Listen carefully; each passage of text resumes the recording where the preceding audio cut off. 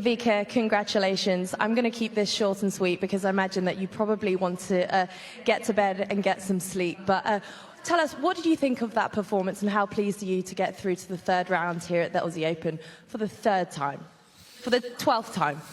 Well, I'm not sure I'm going to be sleeping anytime soon. I think the adrenaline will keep me up for a little bit longer. I'm very happy that I was able to fight through. Today was a bit of a, I would say, ugly win, because I tried to find the ways how to stay in the match, and yeah, so it wasn't the best, but I'm through, and you know, sometimes you have to do whatever it takes to get over that line, and I think I've done that. I'm glad that I was able to reset. She's a very good player, very talented, still young, so I'm sure she's going to improve, and I already have seen quite a bit of improvement from her game since the last time we played, so definitely has a great future.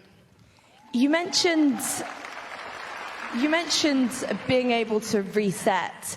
What was your inner dialogue at the end of that second set coming into the third set? Because it really looked like you had a renewed sense of focus. I wouldn't be able to say that on TV, and my son is going to be watching that. So, you know, I always try to tell myself, I teach Leo that you know, effort is non-negotiable. You can play good, you can play bad, but you have to give your best effort, whatever it is on that day. And I think that was my reset button, is like, okay, you know, you have one more set to play, and you have to give it your best, whatever it is, however you can, and yeah.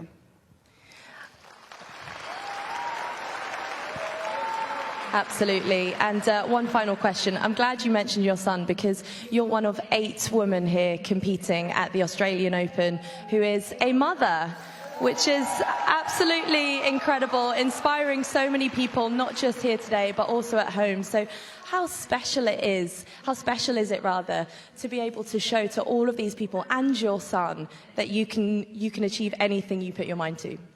Well, I think it's important that I think before I was pregnant, of course, we had some incredible women who were able to come back and play, and Kim Clijsters was one of the recent ones that, you know, she's won Australian Open after US Open, and so definitely was something that when I had the news, I was like, oh, well, maybe that's something that we can change, because the first thought is like, oh, you have to stop your career, you may not come back and stuff. So I feel like we definitely broke that stereotype that you kind of have to choose one or the other. And I'm so happy that there's a lot more women who feel comfortable to be doing that, coming back, playing really strong and inspiring the world. And I think it resonates to the rest of the other professions, and